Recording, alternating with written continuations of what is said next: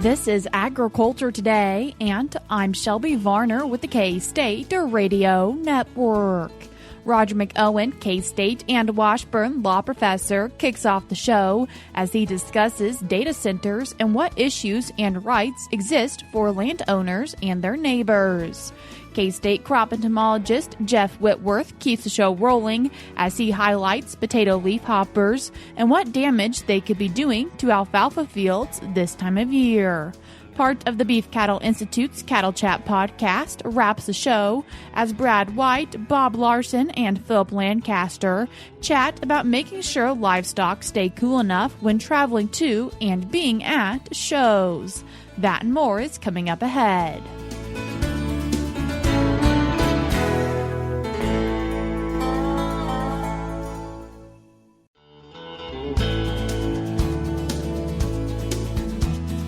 You're tuned in to Agriculture Today, and we start our Wednesday show with K-State and Washburn law professor Roger McEowen. Roger, thanks for joining us today. Well, thanks for having me, Shelby. Roger, wanting to discuss a recent blog article titled Legal and Property Rights Issues Associated with Data Centers. And for this, what are we seeing for landowners? Well, I think the dynamic, Shelby, with respect to data centers isn't a typical real estate transition. You know, in the past, rural areas, we've dealt with wind and solar leases for some time, but with those, the land could theoretically be restored to pasture or crops after 20 or 30 years or even longer. But data centers are industrial conversions. So the massive concrete footprints and the underground fiber optic infrastructure and the specialized power substations mean that once that prime agricultural soil is paved over, it's permanently removed from food production. So that's different about these. And so I think that's the rural real estate dynamic, as I call it. It's permanent conversion. And while we're thinking about this, for landowners, is there a neighbor aspect to also take into consideration? Well, yeah, and we're seeing that all over the place. If you just watch the news, you watch what's online and the meetings that are taking place in Kansas as well as other parts across the country. These tech companies need power, but the existing rural grid can't handle them. So the legal friction points, as I see it, aren't just between the tech company and the selling landowner. They heavily impact the surrounding communities. So to feed a data center, the utilities often have to invoke eminent domain to string the high voltage transmission lines across neighboring farms. So one thing to keep in mind here is once a farmer signs a lucrative deal to sell their land for a data center, but 10 of their neighbors may face forced condemnation of their own property just to build the power lines to feed it. That's the dynamic that we're dealing with here, this infrastructure issue and the burden on neighbors. And you've mentioned that the land would permanently be changed. And while we're thinking about soil, do we also need to take into consideration the water aspect? Yeah, the water's a big deal. Another interview, this one happened to be on RFD TV, where I mentioned that the water issue with respect to data centers is a big deal once you get west of the Missouri River in particular. Water law changes once you get into the center part of the country and moving west, and there's less of it. So there's less surface water, and there's also less groundwater. So it's a major regulatory and environmental flashpoint. Crop irrigation is seasonal, but data centers, their servers cool 24/7, 365. It's constant. So in states governed by the prior appropriation doctrine, first in time, first in right, as Kansas is, or even the reasonable use rule, a data center that pumps millions of gallons a day can drastically lower the local water table. And that triggers legal disputes over well interference, where perhaps neighboring agricultural wells will physically dry up because of the data center's continuous draw. Now, some say they can recycle that water and technology is there to handle it, but I think that still is up in the air and remains to be seen. So the point here is in ag, we use water cyclically, but data centers draw water relentlessly. So in a dry year, that constant industrial pull can completely de-water adjacent ag wells, and that leads to fierce regulatory battles over aquifer depletion, and that's already a big issue in western Kansas. Could that also create issues for water needs for communities? It certainly can. Absolutely. That's going to be a big issue. Water use issues are huge in Kansas right now. And the future of that usage could directly, what the state decides to do, could directly impact agricultural producers in many ways, not many of which would be very positive. So it's a huge issue for Kansas agriculture. And Roger, you'd made a mention of eminent domain, and how are you seeing this play into these data centers and landowners? Well, landowners can no longer rely heavily on the federal constitution to fight eminent domain. Now, that's because the U.S. Supreme Court, about 20 years ago, in one specific decision, gave a very broad definition to the term public use, essentially allowing private-to-private transfers if it boosts the local tax base. Now, in response to that very broad opinion, numerous states, including Kansas, came back in and retooled their own eminent domain laws or condemnation laws relating to condemnations of property. So that legal battlefield has shifted entirely to the state level. So we have to rely on stricter state statutes or state constitutions that explicitly forbid taking private property for private corporate gain. So once the feds stepped out, the state stepped in. And so that battle has to be fought at the state level. So if a rural landowner wants to fight a transmission line or a pipeline that's built for a data center, their only shield is their specific state constitution as well as state statutory law. And that's something that they have to be very familiar with. People that get affected by this are going to have to find an attorney that is specifically trained in those types of condemnation, eminent domain type issues to help them through this. So the battle is at the state level. And what does that look like for Kansas? Well, Kansas is one of those states that did come in and enact some tighter rules as a result of the Supreme Court's decision. So there is a process that one has to go through to battle these types of things. And so I would say getting engaged in the process as soon as you possibly can, and as soon as you learn that there is a data center that's coming in. If that concerns you, you probably need to get legal assistance immediately, and maybe pool resources with neighbors that have similar concerns. Now, for some people, they may not be concerned about this, but those that are, the word here, what I'm trying to get across is that you need to be proactive in this and move quickly to get proper legal representation. If a landowner is moving forward on this and maybe selling part of their land, do they also need to take into consideration some estate planning? Well, taxes and estate planning, I would say, and succession planning. These developers are offering life-changing sums of money for rural acreage, but you don't want to get blindsided by the immediate tax burden. So if you have a sudden multi-million-dollar cash windfall, that could trigger massive capital gains taxes and can push an estate also. If this person, once they die, they could then be over applicable exemption limits. Now, that would be at the federal level. Kansas does not have any taxes that are imposed at death. That was removed about 25 years ago. But at the federal level, if you're going to trigger that, that could completely derail a multi-generational family farm succession plan. So you've got anybody that's interested in selling land to a developer for a data center, I think you have to aggressively structure these deals. You can use 1031 like-kind exchanges, buy different farmland elsewhere.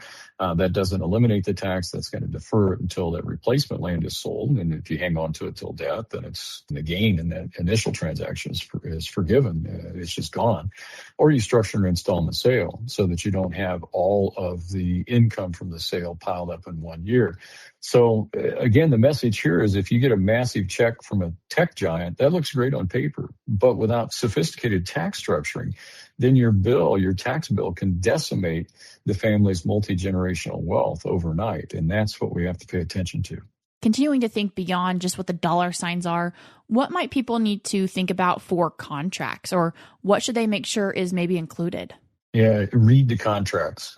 Always read before you sign. You've heard the phrase many times, the devil's in the details, and it really is. A lot of these tech companies, for example, they'll use shell LLCs to hide their identities during negotiations so landowners don't inflate the price. Now, the landowners need to protect themselves by getting strict stipulations into the contract. For example, if the project falls through or the tech company goes bankrupt in 15 years or technology changes and now it's not data centers, it's something else, well, who's legally obligated to tear down the concrete and remediate the land? Also, if the developer, for example, takes 3 years to get zoning approvals, then the contract has to allow the farmer to keep planting crops in the interim so that the land remains profitable. That's just a couple of things that I would suggest people think about. There are numerous other things that need to be thought about from a landowner's perspective in these contracts. So you got to look past the dollar signs and ask yourself, if this tech giant goes belly up in 10 years, who's going to pay the bill to dig up millions of tons of concrete and all the other things that come with that? Do you recommend that they maybe consult some legal help as well? This is another area where the sooner the better in terms of getting legal help. You need to have legal help to evaluate those contracts.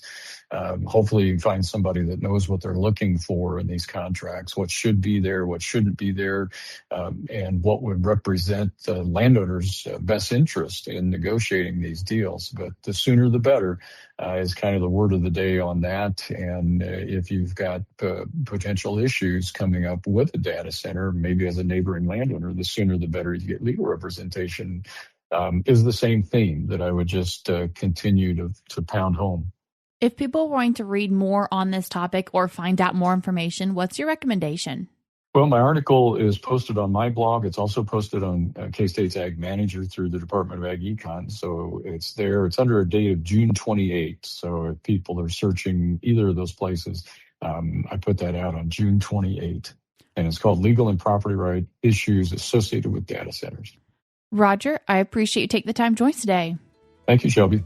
That was K-State and Washburn law professor Roger McEowen. I will link his blog article in today's show notes on agtoday.net. We're cutting to a short break now, but we'll be right back.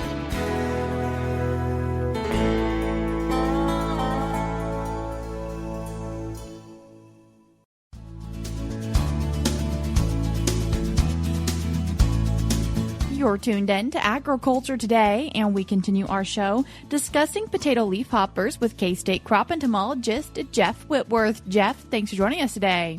My pleasure. Anytime. Jeff, have you been seeing a lot of potato leafhoppers out in fields right now? Yes. Potato leafhoppers are a scourge of alfalfa, and they can cause concern in soybeans. They're a little pest that doesn't overwinter in Kansas. At least it never has. Every year things change a little bit, but every year it goes back to overwintering sites in the southern part of the United States, the coastal states, or wherever they go. Anyway, they leave and they go back. Then they come back every year. They migrate back to Kansas, generally right about after the first cutting. This is just kind of a generalization. They're generally bothering the second, third, even the fourth cutting if there is one, but not the first. The first cutting's plenty bothered with the alfalfa weevils. And then here comes the potato leafhopper. I think in all the years I've been looking at alfalfa, I think the potato leafhopper is not as worried about as it should, and it can cause problems. But I think when it comes in after the first cutting, between the second and third cutting, usually, it's a hot and dry time of year. Kansas, the alfalfa is kind of a cool weather crop, so a lot of the growers kind of expect the alfalfa to go down a little bit, not do quite as well during the heat of the summer, and that's true. But also, I think they do not realize the impact of the potato leafhopper. Really small. It's a lime green, kind of a wedge-shaped insect. The adults have wings. The wings are they make the insect look kind of a white or smoky colored with a white spot on the top of the head. The adults, as soon as they get here, they start laying eggs. They insert the eggs into the stem of the alfalfa or in the leaf litter in the bottom of the alfalfa plant. Those eggs hatch very quickly. In summertime temperatures in Kansas, they hatch within 4, 5, 6 days. Those nymphs come out. The nymphs look just exactly like the adults, except they're smaller and they don't have wings. They have the identifying characteristic of potato leafhoppers, a little white spot on the top of the head. Now, they're really small, so sometimes you might have to use some magnification to see it, but you can see it with the naked eye if you need to, if you look close enough. But the adults and the nymphs are very shy, which means as you go out in the field to start looking for them, they're hiding underneath the leaves, or they're dropping off the plant, getting into the leaf litter at the bottom of the plant, or the adults will fly short distances and go back down into the canopy. So they're very shy. The way we recommend you going out to check for potato leafhoppers is with a sweep net. We normally use a sweep net to determine if there's a pest present, and that usually doesn't help you determine if the treatment threshold's reached or not, but in this case it does. So if you use a sweep net, you go out into the field, and what I always do is make 10 sweeps in 3 or 4 different parts of the field, come back, count the number of leafhoppers you have in the sweep net. If you have 2 or 3 per 10 sweeps, that means you need to treat that field. Now, I say that potato leafhoppers, remember, they're coming in now, they're here, they're reproducing, they're continuing to reproduce the whole time they're here, so these populations can increase very quickly. But the nice thing about it, all the insecticides we've used in years past are really effective against potato leafhoppers. The thing is, if your field, if you're within 7 to 14 days of swathing or cutting the field, I just recommend going ahead and swathing or cutting it, and that will get rid of the leafhoppers. That will get rid of the eggs.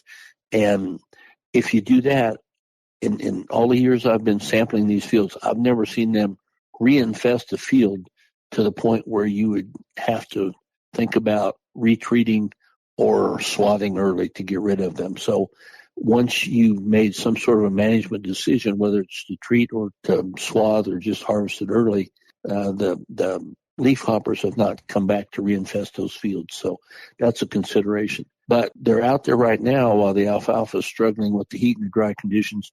They're sucking the juice out of the plant.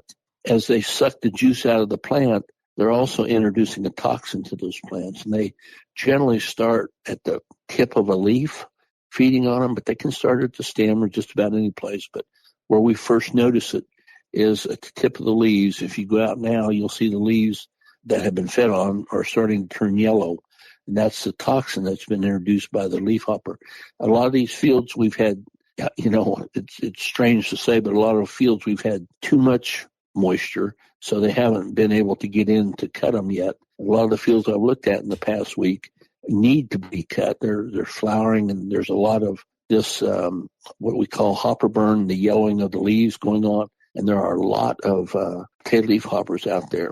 So that's a consideration. But the bad part about the potato leafhoppers, they can actually cause yield reduction because it lessens the value of the foliage because of their removing the juice from the plant plus the introduction of the toxin at the same time. So these are going to be out there feeding, and generally speaking, they go away. They migrate out of Kansas in October or early November. But in the last 2 or 3 years, we found that they're not leaving until late November or early December. So what does that mean? Who cares, right? If you do not get rid of the population in your fields later on, after that last swathing or the last cutting of your crop, if you have a plentiful supply of potato leafhoppers, they're going to reduce the vigor of the plants because of their feeding, and that's going to reduce the ability of the plant to overwinter. I don't know why they're staying longer. It could be that we're having warmer temperatures, into the fall and into December even. But so far, they still go away. They still migrate south, and then they come back in the spring. We're also finding them come back a little bit earlier, but I've not found enough to worry about before first cutting yet. Still the second, third, fourth cuttings that we need to worry about. Potato leafhoppers are here, and they're increasing like crazy. These fields that we're having a difficult time getting into because of excess moisture, and I hate to say excess moisture in Kansas, but where we have a lot of rain, has standing water, or it's muddy, can't get in to harvest it. And a couple of guys said they're not going to have time to for 2 or 3 months. That's just going to allow those potato leafhoppers to build up. And then they can go to soybeans. When they feed on soybeans, They will cause a characteristic wrinkling of the leaf or crinkling of the leaf or a drying out of the leaf, however you want to look at it. But they don't really cause any problems with soybeans. But they can be pretty plentiful in soybeans also. So a lot of times guys are out looking at their soybeans.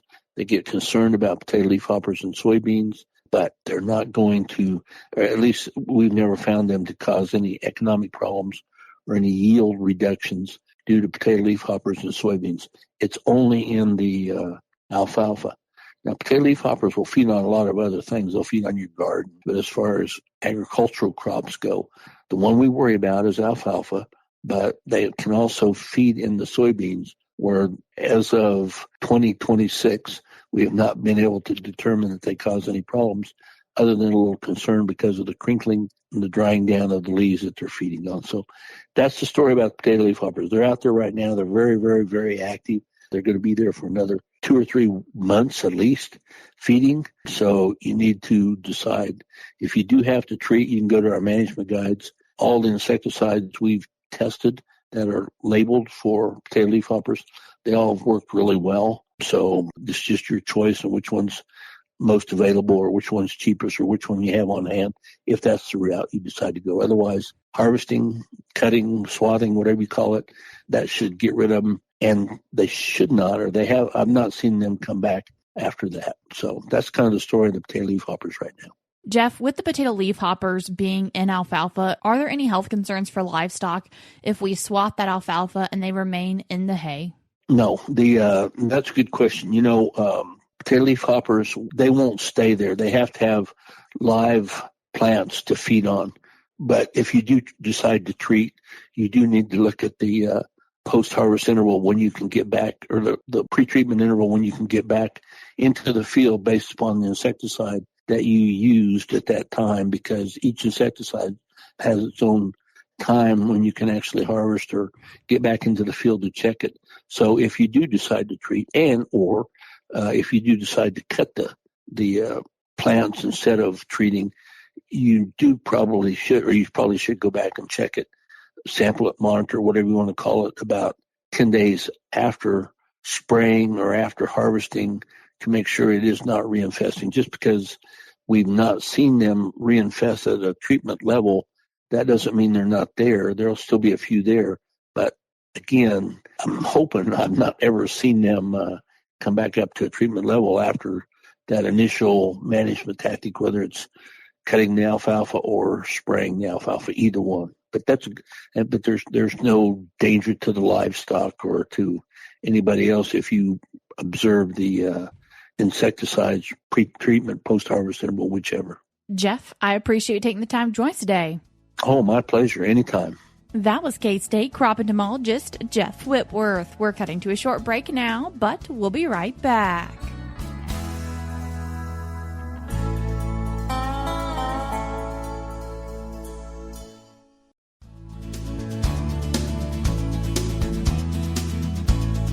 You're tuned in to Agriculture Today, and we conclude our Wednesday show with part of the Beef Cattle Institute's Cattle Chat podcast, where we hear Bob Larson, Brad White, and Phillip Lancaster discuss things that people should take in mind when hauling to county fairs and while they are at the county fair. A lot of our shows in the summer, hot time of year, hot areas. We've got transit. Bob, what are some of the things you're thinking about to prepare and make sure that you're ready for this? I think, first of all, recognize that is a risk. Even if there wasn't as much risk at home, once you take them to the fair, there's more animals around. Two things that really come to mind are water. You can't provide enough water. So just provide plenty of water, repeated. And one of the problems is sometimes because water tastes different, they may not consume as much as they normally would. So it's really important to monitor that they are actually consuming water, not that you're just supplying it. And pretty easy, straightforward in that environment because you're often watering out of a bucket or a tub. But make sure it's enough. Yeah. They're going to consume some, but make sure it's enough to keep them well hydrated. Yeah. And the other is air movement. Yeah. So where you're located within the barn, fans, just make sure that there's air movement around those cattle. Well, lots of times those those barns, or at least sometimes those barns, are in amongst a bunch of other buildings, and so there's not necessarily good airflow.